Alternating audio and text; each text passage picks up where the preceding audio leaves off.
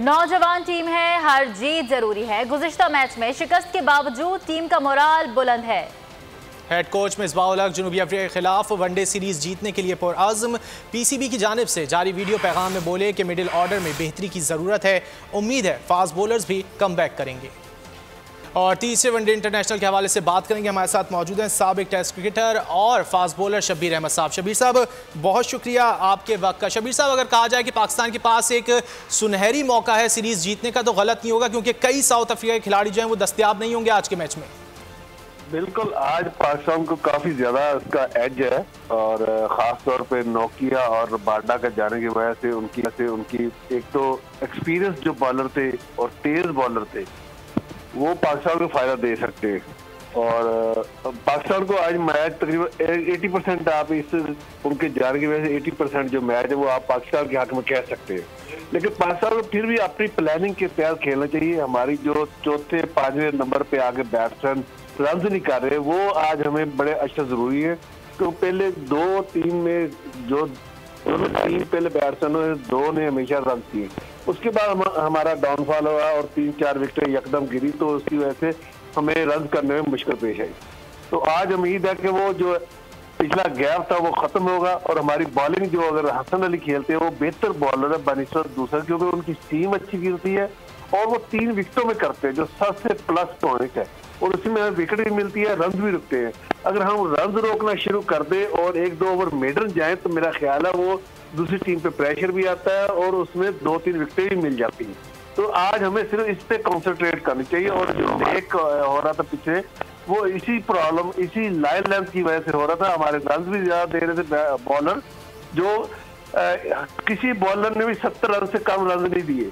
1-2 bowler ऐसे होने चाहिए जो 40 रन तक दे और 2-3 आउट भी करके दे, तो वो टीम फिर जीतती है। और वो टीम वर्क, अगर सारे बॉलर इतने रन देंगे तो वो टीम वर्क नहीं होता। उसमें अगर एक को मार पड़ रही है तो दूसरे रन रोक लेंगे, तो मेरा ख्याल है वो टीम ज्यादा बेहतर परफॉर्मेंस कर सकती है। अच्छा शब्बीर अहमद, आप बॉलर्स की बात कर रहे हैं, बैट्समैन की भी बात कर लेते हैं। कैप्टन ने ये कहा था लास्ट टाइम के बैट्समैन टैलेंटेड तो है लेकिन अभी तक सेट नहीं हो सके, तो आज तीसरा और आखिरी मैच होगा, क्या देख रहे हैं अब जो है वो फॉर्म में होंगे? जी बिल्कुल, वो देखे जो 30, चौथा, 5वां, 6वां नंबर है उन्होंने कोई रन नहीं किए पिछले 2 मैचों में। आज उम्मीद है कि वो कर लें, क्योंकि आज वो तेज बॉलर भी नहीं है उनके पास, आज कोई उतने वो नहीं होंगे साउथ अफ्रीका के पास। तो आज इनको एडवांटेज मिल जाएगा, जिससे वो प्रॉब्लम में आ रहे थे हमारे बैट्समैन 5वें, 6ठे, 7वें नंबर वाले। तो थोड़ा बाउंसर उन्होंने किया, बाउंसर मारे थोड़े से तो उसमें आउट हो गए और हमें जो जहाँ पे रन चाहिए थे, विकेट रुकने चाहिए थे, वहाँ पे हमें वो चीजें नहीं मिली पाकिस्तान को। आज उम्मीद है कि वो रन भी करेंगे वहाँ पे 5वें, 6ठे नंबर वाले, और पाकिस्तान एक अच्छा टारगेट भी कर सकते हैं। अच्छा शब्बीर, हैदर अली की शमूलियत का भी इम्कान जाहिर किया जा रहा है, तो आप क्या समझते हैं, क्या आसिफ अली की जगह उनको शामिल किया जाएगा? क्योंकि आसिफ अली जो है वो डेब्यू के बाद से जो है परफॉर्म करने में नाकाम रहे।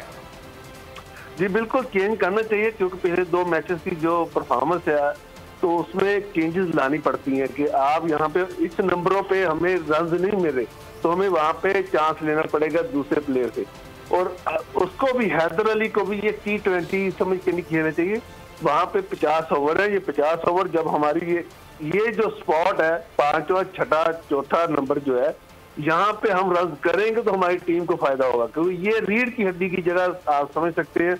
उस वक्त आपको ये सबसे ज्यादा इसी ने मैच को लेके बढ़ोने एंड तक इन्होंने रन करने होते हैं। फिर ही वो जो फहीम अशरफ 7वें, 8वें नंबर पे आता है वहां पे फिर ही वो अच्छी हिट कर सकेगा और उसको खुला मिल जाएगा मैदान हिट करने के लिए, और उसमें रन ज्यादा बन सकते हैं। 10 रन जो आखिर में हमें 4-5 ओवर में चाहिए होते हैं, 10-12 रन वो इजीली बन सकते हैं।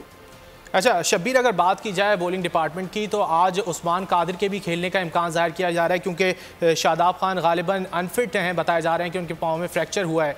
तो आप कैसे समझते हैं कि साउथ अफ्रीका की जो पिच है वो लेग स्पिनर को सपोर्ट करेगी?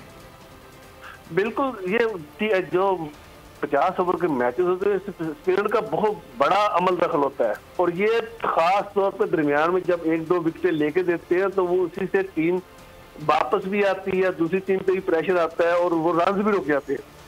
प्रॉब्लम ये हो रही थी शादाब से स्पिन नहीं हो रहा था, बॉल तो वो कर रहे थे लेकिन स्पिन नहीं कर रहे थे, जो सबसे बड़ा फॉल्ट आ रहा था। उम्मीद है कि उस्मान लेकिन शब्बीर दूसरी जानिब तबरेज शमसी की बॉल जो है वो टर्न भी हो रही थी, गुगली भी करा रहे थे, वो इतनी वैरायटीज शादाब के पास नजर नहीं आई हमें।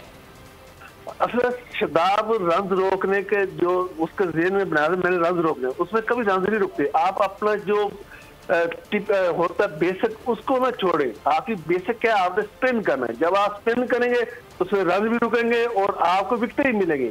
जब आप सिर्फ ये सोचेंगे मैंने रन रोकना, उसमें आपको रन भी पड़ेंगे और विकेट भी नहीं मिलेगी। इसलिए बेहतर था कि वो स्पिन करता, टर्न करता, तो उसमें उसको विकेट मिलती। और देखिए चांस लेना पड़ता है, इसमें आपको थोड़ा बहादुर ही बनना पड़ता है। वो डर जो अंदर है वो डर खत्म करना पड़ेगा आपको। वो डर की वजह से रन भी नहीं मिली जहाँ पे हमें विकेट चाहिए थी। जैसे पहले मैच हमने 4 आउट कर लिए 50 रन के बाद, उसके बाद उनकी पार्टनरशिप लगी, वहां पे पार्टनरशिप स्पिनर ने तोड़नी, वो नहीं टूटी। वहां पे वो रन कर गए, 270-80 रन कर गए, या पिछले मैच में रन कर गए।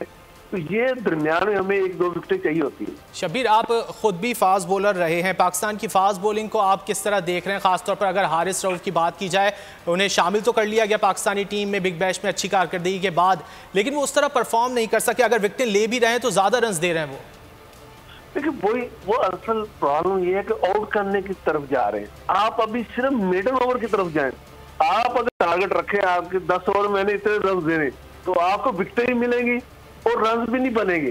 जब आप विकेटों की तरफ जाएंगे तो आपको रन ज्यादा बनेंगे। और जब बैट्समैन एक चौका मार लेता है 1 ओवर में, पहली बॉल पे आपने अगर चौका आपको पड़ गया तो बैट्समैन का दिल बड़ा हो जाता है, वो 3-4 रन से सिंगल पे ले लेता है।